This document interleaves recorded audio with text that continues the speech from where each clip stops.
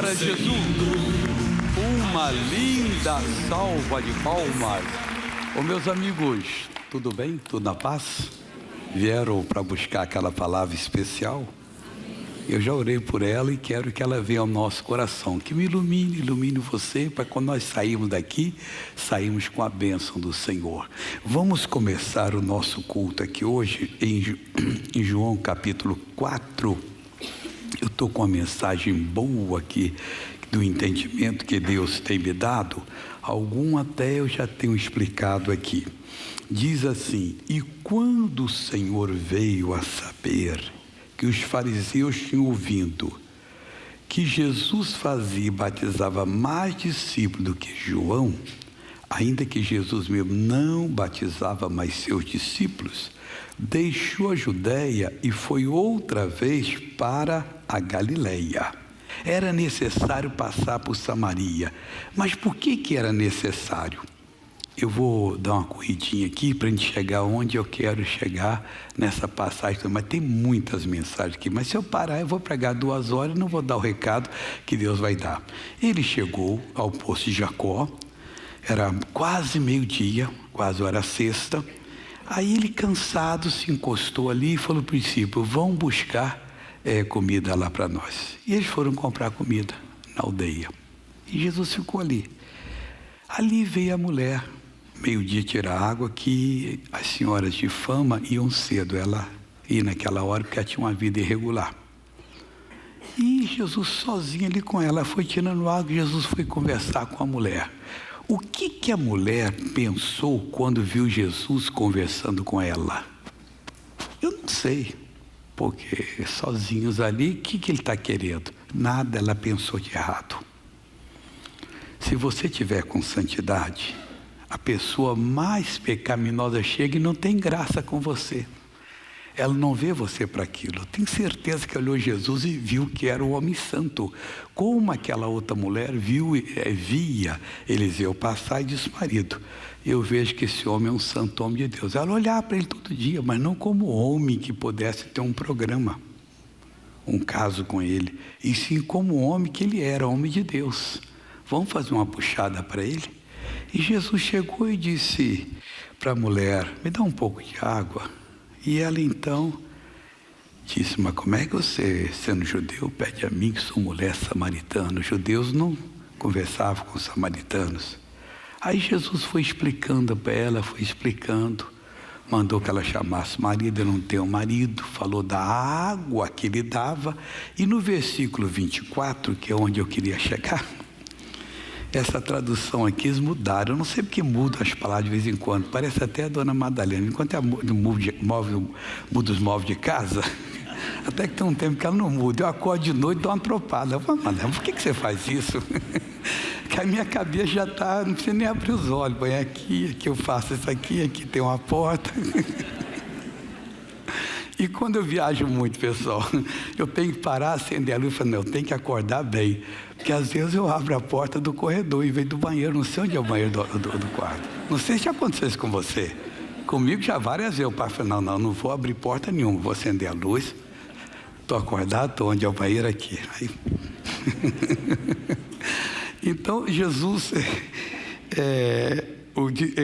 foi pelo seguinte: Deus é espírito e importa. Essa é a palavra que eu estou bronqueado com ela. O amigo da sociedade, não fica trocando as palavras, não. A outra tradução assim: é necessário. Essa palavra tem outro peso. Você sabe que sinônimo existe, né, pessoal? Eu digo a minha esposa: Dona Madalena, eu amo a senhora. Amar é uma coisa. Eu gosto muito da senhora, é outra coisa. Não quer dizer nada. Quer dizer, então, é sinônimo, não é sinônimo.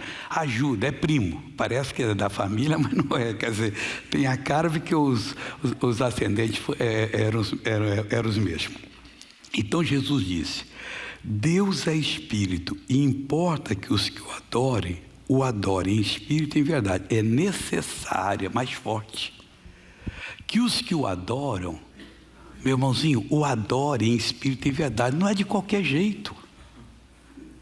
E aí Jesus complementa dizendo o seguinte: adoro em espírito e verdade. Antes ele falou da seguinte maneira, no versículo 21. mulher, crê-me que a hora vem que nem neste monte em Jerusalém, porque ela estava mostrando que ela era espiritual e era. Estava com a vida não muito certa, mas era uma mulher que conhecia a Escritura. E Jesus não discriminou. Não vou falar com você, você é pecador, não, está falando. Jesus, Senhor, eu vejo que o Senhor é profeta. Ou você diz que é em Jerusalém que se adora a Deus, e nós aqui no Monte Gerizim, em Samaria. Qual é o certo? Perguntar a Deus é muito bom, pessoal, porque Ele tem a resposta certa. O Senhor, eu tenho orado, tem dado resultado. Mas é isso que o Senhor quer de mim? Eu devo continuar nesse caminho, sempre conversando com o Pai. Talvez Ele tenha uma coisa melhor e você não está vendo. Como manda você embora do emprego, porque quer dar um emprego melhor. Muda o seu ramo de negócio para você entrar num ramo que você vai ter mais sucesso. Nunca culpe ninguém. Culpe a você mesmo por não estar ouvindo a Deus. Aí Jesus disse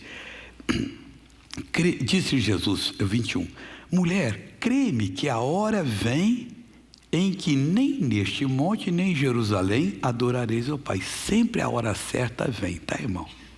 Para que nós somos de Deus, chega. E nós não podemos perder o momento, não, como eles falam aí, querendo falar, puxando a palavra em inglês, o time, não. Não podemos perder a hora, não. A hora vem em que, nem neste monte, nem em Jerusalém, adorareis ao Pai. Vós adorais o que não sabeis. Falou claro para ela. Nós adoramos o que sabemos, porque a salvação vem dos judeus, e ele era judeu. Mas a hora vem, e agora, chegou, em que os verdadeiros adoradores adorarão o Pai em espírito e em verdade, porque o Pai procura tais que o adorem. Deus está procurando entre os salvos pessoas que estão adorando não completamente bem, mas que vai ser ensinado e vão adorar em espírito e em verdade. Eu preciso saber quando é que eu estou pregando em espírito e em verdade. Quando é que eu estou no caminho certo? Se não estou, vou dar uma parada. Mas tem muita gente que confia no Senhor. Eu vou levar todo mundo para o inferno? Eu vou parar agora. Deus, então me põe no caminho certo. E o caminho certo está na palavra do Senhor. Não tem um erro aqui. O Pai procura, mas vem a hora agora em que os adorarão o Pai em espírito e verdade, porque o Pai procura tais que o adore. Se é sincero, Deus vai lhe colocar no ministério sincero, mas não perca nunca a oportunidade que Deus dá para você, que ela passa, e depois você vai chorar à toa, perdeu a grande oportunidade. Tudo na vida passa. O dia que a morte chegar, Jesus, mais 2 minutos, mais 2 anos, acabou. Naquela hora você vai embora. Então você tem que estar preparado. E que mais? Deus é espírito, não tem forma, é espírito, nada de mágico para poder lembrar de Deus. Não, nada disso. Aquilo ali é coisa que é pecaminosa. E importa, é necessário. Isso que eu quero fazer para você. Que os que o adoram o adorem em espírito e em verdade. Aí serão recompensados, serão abençoados. Missionário, eu estou orando e não está funcionando. Você não está orando em espírito e em verdade. Eu estou fazendo, mas então como fazer para poder Deus abençoar? Em nome de quem, pessoal? Do Senhor Jesus, não tem dúvida nenhuma. Não tem outra coisa, tudo em nome de Jesus. Mas não está funcionando, não está dando certo. Por quê? Porque tem alguma coisa faltando. Vamos agora abrir a Bíblia no livro de Malaquias. Eu andei por Minas Gerais e Deus me usou muito no capítulo 2. Eu vou fazer uma série de mensagens sobre isto. Começa no versículo 1, é uma preparação para o seu coração. Malaquias é o último profeta do Antigo Testamento. Ele é vizinho do Mateus. Se você estiver na casa do Mateus, ele é o vizinho anterior. Está escrito assim, versículo 1: E agora, ó sacerdotes, esse mandamento vos toca a vós. Ô missionário, se ele está falando aqui para os sacerdotes, eu não sou sacerdote, eu acho que você não deve falar isso. Profissionalmente não há sacerdotes, mas hoje como havia no passado.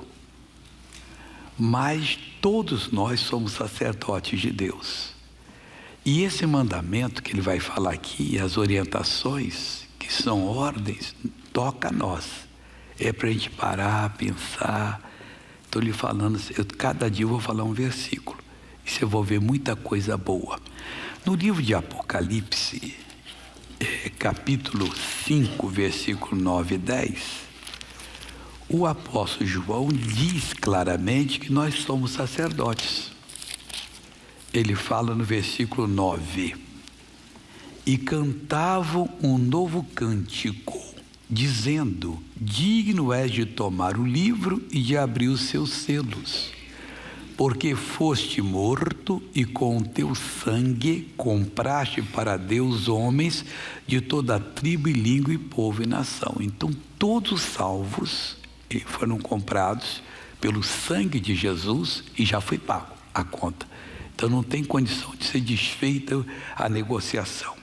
Jesus derramou sangue, comprou a gente para Ele, e com o seu sangue nos livrou. Então fomos todos resgatados. E diz aqui que é homens de toda tribo, língua e povo e nação. Quer dizer, não tem desculpa. Se você vem de africanos, você está incluído. Vem de asiáticos, está incluído. Vem de europeus, está incluído. De indígenas, está incluído. Ninguém é melhor, ninguém é pior do que ninguém. Então já somos comprados. Toda a humanidade foi comprada e paga. Os que não se arrependerem terão mais um pecado. Ouviram e desprezaram a compra e o pagamento com o sangue de Cristo. E aí não vão ser salvos, porque não nasceram de novo. Por isso nós temos que pregar o Evangelho. Versículo 10 fala assim: e para o nosso Deus os fizeste. Quem comprou foi Jesus, quem fez foi Deus. Os fizeste reis e sacerdotes, e eles reinarão sobre a terra. Então todo cristão tem uma dupla missão: ser rei e sacerdote. Esse mandamento toca a gente. Missionário, mas eu não sei se eu sou. Vamos ver o que Pedro fala. Pedro é um pouquinho antes do Apocalipse. 1 de Pedro 2,5. Vós também, como pedras vivas, sois edificados casa espiritual e sacerdócio santo, para oferecer de sacrifícios espirituais agradáveis a Deus por Jesus Cristo. Antes de sermos salvos, éramos pedras mortas, coração de pedra. Hoje, somos coração de carne ou pedras vivas, rochas. Somos fundamento de Deus nesse mundo e vivos. E ele diz aqui, o apóstolo Pedro, nesse versículo, que agora nós somos edificados casa espiritual e sacerdócio santo. Para quê? Para oferecermos sacrifícios espirituais agradáveis a Deus por Jesus Cristo. Então as ordens que Jesus nos deu toca a todos nós. E todos nós devemos oferecer sacrifícios espirituais que são agradáveis a Deus por Jesus Cristo. No versículo 9 aqui mesmo, desse capítulo, ele fala o seguinte: mas vós sois a geração eleita, o sacerdócio real, não falso, é verdadeiro, nós assim o somos, a nação santa, o povo adquirido. Para quê? Para que anuncieis as virtudes daquele que vos chamou das trevas para a sua maravilhosa luz. No versículo 5, para que disse? Para oferecermos sacrifícios espirituais agradáveis a Deus por Jesus Cristo. No versículo 9, o para que responde que nós, para que anunciemos as virtudes, os poderes, a autoridade daquele que nos chamou das trevas para a sua maravilhosa luz. Então esse mandamento toca a todos nós. Antes o sacerdócio era levítico. Jacó teve 12 filhos, cada filho formou-se uma tribo, uma família, que cresceu muito. E depois cada um ficou sendo um povo diferente, porque filho todo ele é diferente, pessoal. Você olha lá em casa, cada um tem uma personalidade. Um me puxou assim na rapidez, outro puxou na lado meu, que eu sou meio brincalhão, outro puxou da seriedade. Quer dizer, eu fico olhando, o outro é meio bravinho também. Quer dizer,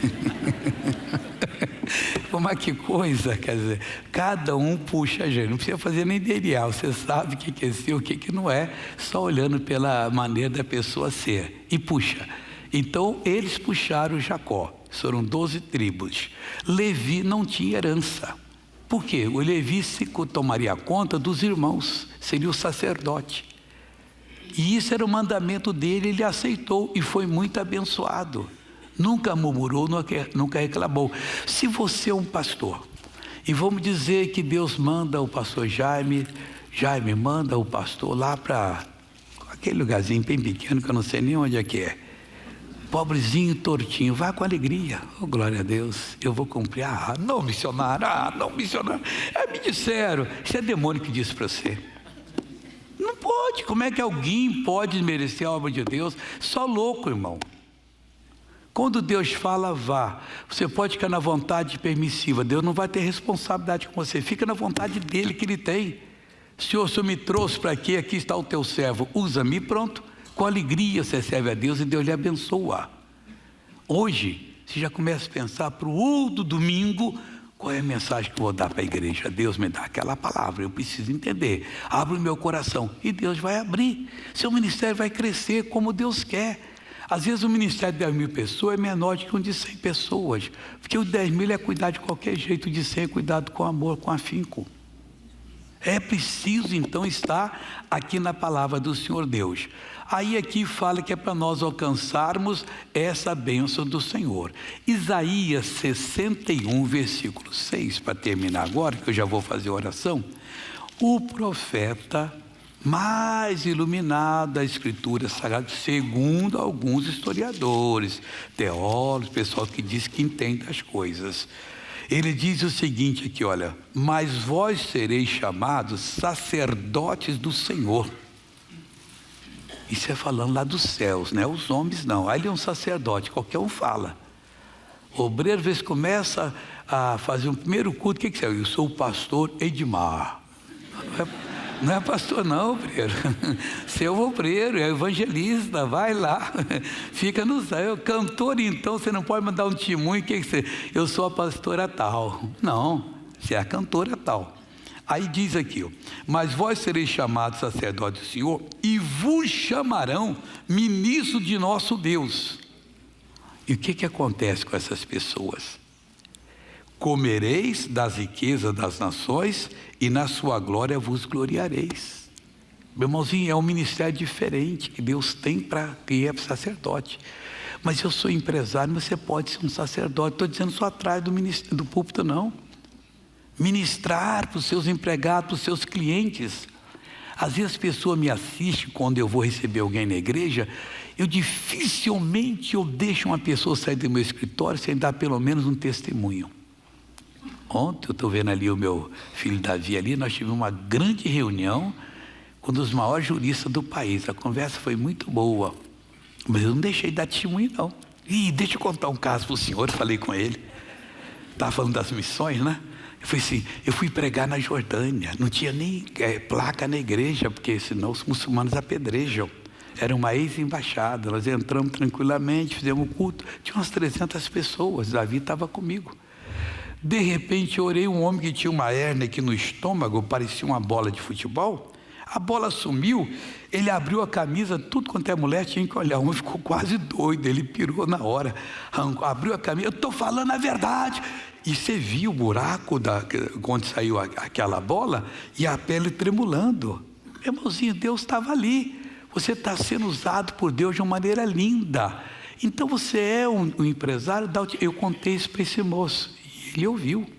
Aí depois, quando levantou, já tem uma certa idade, ele falou assim, tem que pegar aqui o bordão aqui, porque você sabe, a artrite. Sim, eu tenho um livro bonito que eu vou mandar para o senhor vai ser curado. E vou mandar, pessoal, para ele poder ser curado. É assim que faz a obra de Deus. O assunto era jurídico, mas nós entramos para outro assunto, que é o principal do nosso sacerdócio. E vamos entrar nesse assunto agora que Deus quer abençoar. Fiquem de pé. Fica com cara séria não, irmã. Eu vou ficar alegre agora para Deus abençoar você. Tá certo que eu não sou bonitinho, mas o que tem isso? Jesus é bonitão. Curve a cabeça e fecha agora ela riu. Glória a Deus por isso. O tempo todo. Feche os olhos, curve a cabeça agora. Pai, estou entrando em nome de Jesus diante de Ti. Oh meu Deus, porque eu acredito no Senhor. Eu acredito na Tua palavra. Eu acredito que o Senhor não me trouxe aqui à toa, Jesus, e nem essa pessoa, que está o Deus se entender por que a obra não é feita. E o Senhor fala, não é isso. Pai, ajuda essa pessoa a entender, a mudar o comportamento diante de Ti, a mudar, ó Deus, a atenção que ela dá à Tua palavra. Pois, Pai, eu uno a minha fé com a dela, e eu repreendo esse mal, eu reprovo, eu estou dizendo ao mal, vai embora. Eu estou te repreendendo agora e exigindo, você abandone essa pessoa, vai saindo agora. Você é cãibra, que quando venha na batata da perna e dá um nó tremendo, essa pessoa quando quase morre de tanta dor, pois neste momento eu te amarro para nunca mais você voltar, e não vai ter mais chance para você, e o mal que é causado e que produz isso, está amarrado e arrancado agora em nome de Jesus. Sai toda a dor, sai o trabalho de bruxaria, de feitiçaria, de magia que foi feita há muito tempo contra essa pessoa e que anda dominando esse coração, invertendo a saúde dessa pessoa numa fraqueza tremenda. Eu mando agora, saia. Ora, meu irmão, ora, minha irmã, é agora. Canalize a sua fé em cima desse mal, porque eu estou amarrando ele, eu estou arrancando e dizendo: saia para sempre, em nome de Jesus. E você diz amém. Glória a Deus. Podem sentar. Hoje eu não vou pegar testemunho não, também eu estou meio rouco ainda e quero fazer os outros cultos dessa semana todinhos em nome de Cristo. Então vamos agora à novela da vida real, por favor.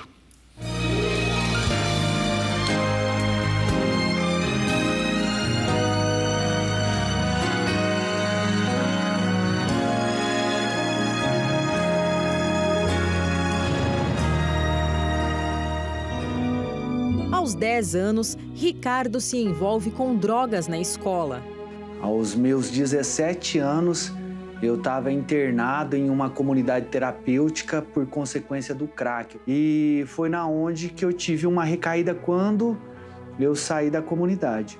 Quantas vezes eu pensei em tirar a minha própria vida por consequência do crack? Porque eu já não conseguia, da minha forma, do jeito da minha... Eu não conseguia me livrar desse mal. Eu achava que eu já tinha perdido ele pelo mundo da droga. Eu fui preso com 21 anos, tráfico de droga. É a coisa mais triste que você pode imaginar, uma mãe numa penitenciária visitar um filho. É humilhante. Eu fui preso em 2001 e saí em 2004.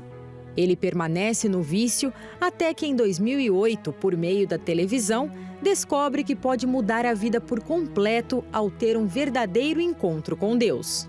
Eu me senti impactado, eu tive um despertar espiritual naquela noite. Pensa numa pessoa que estava falida espiritualmente, fisicamente, financeiramente, mas quando eu cheguei na Igreja da Graça, eu me senti muito bem acolhido pelo pastor, pelos obreiros. E ali eu me senti totalmente... Naquele mesmo dia eu senti a minha libertação. Aí eu falei assim, ai meu Deus, será que agora, né?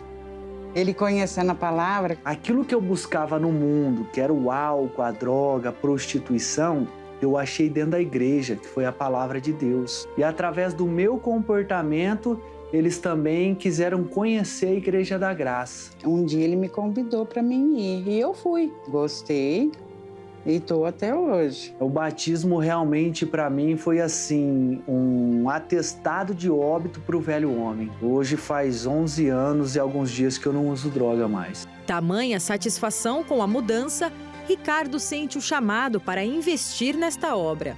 Para mim é um sentimento de gratidão, porque tudo aquilo que Deus fez na minha vida através do Show da Fé, então o mínimo que eu posso fazer hoje é contribuir com essa oferta aí para estar mantendo o Show da Fé.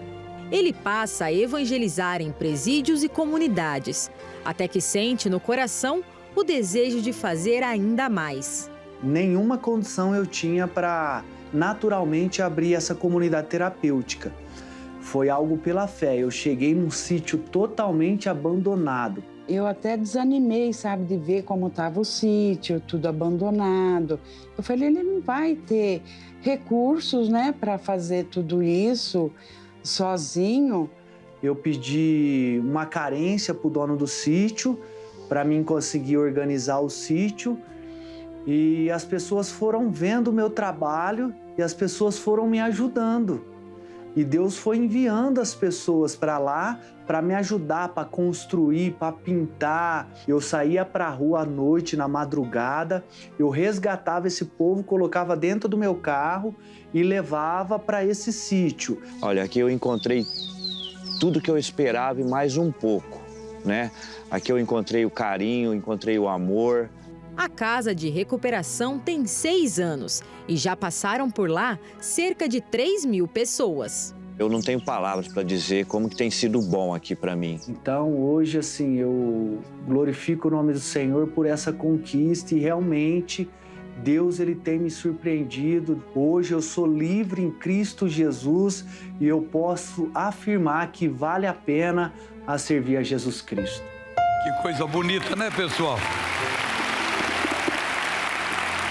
Esse está cumprindo o sacerdócio dele. E você precisa cumprir o seu sacerdócio. Quando é que vai começar isso aí? Faça qualquer coisa na vida, mas seja sacerdote do Senhor. Agora curve a cabeça e vamos orar e feche os olhos. Quem está em casa, depois com vocês. Pai, eu uno a minha fé com a fé de quem está em casa. Eu abençoo essa pessoa, eu repreendo o mal que está na vida dela, eu reprovo, ordeno que saia, que vá embora, que desapareça, não pode permanecer, é uma ordem, sai agora, em nome de Jesus.